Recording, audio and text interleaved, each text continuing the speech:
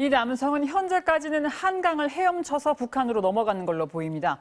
올 때도 수영해서 들어왔고요. 그런데 알고 보니 성폭행 혐의로 구속영장까지 발부된 상태였습니다. 사전 답사에 돈까지 마련하고 북한으로 돌아간단 말까지 하고 다녔다는데도 경찰도 군도 까마득히 몰랐습니다. 손영 기자입니다. 북한과 마주보고 있는 인천시 강화군 서북단 교동도. 황해도 연백과 최단 거리가 2.5km에 불과해 육안으로도 보일 만큼 가깝습니다. 한강 하구에서 서해로 이르는 지역은 썰물대 해수면이 낮아 여름철 수영 귀순이 잦은 곳입니다. 오늘 새벽 2시 반쯤 경기도 김포반도 복단 한강 하구 지역으로 북한 주민 한 명이 귀순해 왔다고. 군 당국은 3년 전 여름 귀순했던 김모 씨를 유력한 월북 용의자로 보고 있습니다. 북한 발표를 근거로 대성 출신 탈북민들을 살펴본 결과 귀향 날짜로 지목된 7월 19일 전후 연락이 끊긴 이는 김모 씨 한 명이기 때문입니다.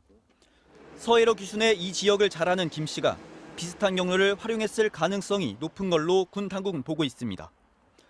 김 씨가 친구와 함께 교동도 일대를 답사한 정황도 포착됐습니다. 저랑 같이 갔었기 때문에 거기는 너무 빡쳐서 못 간다는 걸 확인했어요. 교동도 쪽으로는 갈 수가 없다 그거죠. 안 되겠네 하고는 말았거든요. 그래서 저는 거기로 가는 걸 포기한 줄 알았죠. 김 씨는 알고 지내던 탈북 여성을 성폭행한 혐의로 경찰 조사를 받고 있었는데 최근 들어 주변 탈북민들에게 북한으로 다시 넘어가겠다고 말한 것으로 전해졌습니다. 달러로 다 미래행복통장에서 출금을 해서 바꿔놨더라고요. 8일 날 새벽 2시에 문자가 딱 떴어요. 앞으로 살아서 어디에 있든 간에 꼭 갚겠다. 군 당국은 경찰과 함께 김 씨의 동선을 추적하며 실제 월북 여부와 구체적인 경로 파악에 나섰습니다. 한편 주변인들은 김 씨가 사라지기 전 코로나19 의심 증상을 보인 적이 없다고 말해 감염 여부는 확인되지 않고 있습니다. MBC 뉴스 손영입니다. 다음 소식입니다. 과연 이번엔 집값이 잡힐까요? 수도권 어디에 아파트를 세울지가 이르면 이번 주에 발표됩니다. 이미 짓기로 한 아파트는 더 높이 올려 층수를 늘리고 유력하다는 태릉 골프장 말고도 티끌까지 모으겠다는 말처럼 숨은 땅을 더 찾아내고 있습니다. 노경진 기자입니다. 정부는 유휴부지 발굴과 용적률 상향 등 가능한 방안은 모두 테이블 위에 올려놓고 주택 공급 방안을 모색하고 있습니다. 최근 열린 관계장관 회의에선 홍남기 부총리와 김현미 국토부 장관 등 기존 참석자뿐 아니라 정경두 국방부 장관과 이재명 경기도지사, 박남춘 인천시장도 참석해 주택 공급 방안이 서울뿐 아니라 수도권 전 지역을 아우를 것으로 예상되고 있습니다. 먼저 용적률 상향입니다. 이미 용적률을 더 올리겠다고 한 3기 신도시 외에 서울에선 용산 정비창 부지가 상향 대상으로 유력하게 꼽히는 지역입니다. 현재 8천 가구 공급 계획인데 층수를 더 올려 1만 가구까지 확대한다는 겁니다. 또 신혼 희망타운 공급 지역으로 지정된 성남 복정, 서현, 구리 갈매, 남양주 진접 200 택지와 수도권 30만 호 공급 계획에 포함된 과천 과천지구, 인천 거만 역세권 등도 층수를 높여 신규 주택 수를 늘리겠다는 전략입니다. 이 같은 용적률 상향을 통해 정부는 1만 가구 정도를 추가 공급할 수 있을 것으로 예상하고 있습니다. 유휴부지를 활용한 신규 택지 지역으로는 서울 노원구 태릉 골프장이 가장 핵심이 될 것으로 보입니다. 인근 6사 아파트 용적률을 적용할 경우 태릉 골프장 부지에선 약 1만 가구 이상의 주택 공급이 가능해집니다. 그 밖에 강남구 대치동의 세택 부지와 서초구 한국교육개발원 부지, 통일연구원 부지 등도 유력 후보지로 거론됩니다. 또 공공재개발과 비슷한 공공재건축 제도 도입, 도심 내 공실 상가, 오피스 활용 등도 검토 중입니다. 정부는 이르면 이번 주 수도권 주택 공급 대책을 확정 발표할 예정입니다. MBC 뉴스 노경진입니다. 새 국정원장 후보 박지원 전 의원에 대해 오늘 인사청문회가 열립니다. 대학을 다닌 기간을 거짓말했는지가 일단 쟁점이고 주호영 통합당 원내대표가 적과 내통하는 사람이라고 했죠. 색깔론이 또 등장할 가능성도 있습니다. 최경재 기자의 보도입니다. 오늘 박지원 국정원장 후보자 청문회를 앞두고 미래통합당 하태경 의원은 박 후보자의 단국대 성적증명서를 공개했습니다.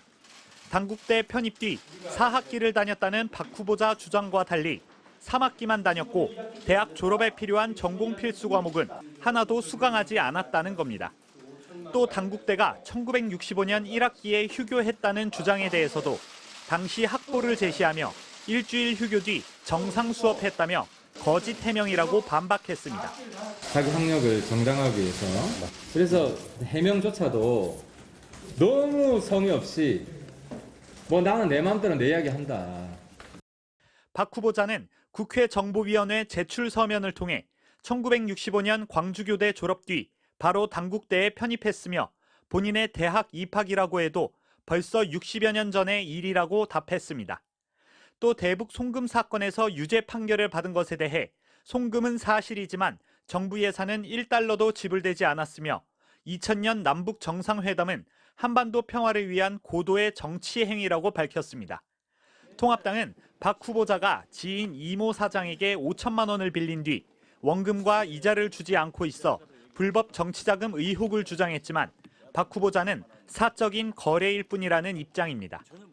국회 정보위가 유일한 증인으로 채택한 이 사장은 건강이 좋지 않다는 이유로 오늘 청문회에 불참 의사를 밝혔고 통합당은 증인 한 명도 없는 깜깜이 청문회라며 보이콧까지 검토할 수 있다고 경고했습니다. 민주당은 박 후보자에게 중대한 결격 사유가 없고 청문회에 나와서 의혹을 밝히는 것이 야당의 역할이라며 예정대로 청문회를 진행하겠다고 밝혔습니다. MBC 뉴스 최경재입니다. 11월 3일 미국 대통령 선거까지 이제 100일 남았는데 트럼프 대통령이 승부처인 경합주에서 밀리는 여론조사 결과가 계속 나오고 있습니다. 물론 4년 전 대선 때 트럼프는 여론조사에서 내내 뒤처져 있었지만 그때보다 현재의 지지율 격차가 훨씬 큰 것으로 나타났습니다. 워싱턴에서 박성호 특파원이 보도합니다. CNN이 오늘 공개한 여론조사에 따르면 이른바 스윙 스테이트로 불리는 경합주 3곳에서 트럼프 대통령이 민주당의 조 바이든 전 부통령한테 뒤지는 것으로 나왔습니다. 플로리다주에서 바이든 51%, 트럼프 46%, 애리조나주에서 바이든 49%, 트럼프 45%로 바이든이 오차 범위 내에서 앞섰고 미시간주에서는 바이든 52%, 트럼프 40%였습니다. 2016년 대선 때 트럼프가 모두 이겼던 3곳에서 이렇게 여론이 뒤집힌 것은 트럼프의 코로나19 대처 탓이라고 CNN은 짚었습니다.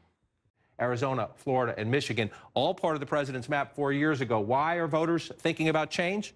Because of his handling of this pandemic. CBS와 유고브가 오늘 내놓은 조사를 보면 미시간에서 바이든 48%, 트럼프 42%였고 4년 전 트럼프가 8%포인트 차로 이긴 오하이오주에서마저 바이든 45%, 트럼프 46%로 사실상 우열을 가리기 어려워졌습니다. 정치 전문 매체 리얼 클리어 폴리틱스가 한 달간 여러 여론조사의 평균을 낸 결과 바이든이 트럼프의 9%포인트 가까이 이기는 것으로 나왔습니다. 4년 전 이맘때 힐러리 클린턴 후보가 트럼프의 1%포인트 정도 앞섰던 것에 비하면 전례 없는 격차라고 언론들은 진단합니다. 뉴욕타임스는 이 시점에 이 정도 우위는 25년 만에 처음이라고 했고 뉴스위크는 현직 대통령이 선거 직전 여름에 여론조사에서 뒤처졌다가 당선된 경우는 1948년 트루먼 대통령이 유일하다고 했습니다. 하지만 민주당 지도부는 현직이라는 트럼프 대통령의 이점을 무시할 수 없는 데다 그의 단단한 지지층이 선거가 다가올수록 더욱 뭉칠 수 있어서 승리를 자신할 수 없다고 강조했습니다. 워싱턴에서 MBC 뉴스 박성호입니다. 바다거북은 흐느적거리는 비닐봉지 등을 먹이인 해초나 해파리로 착각해서 삼키는 걸로 알려졌는데요.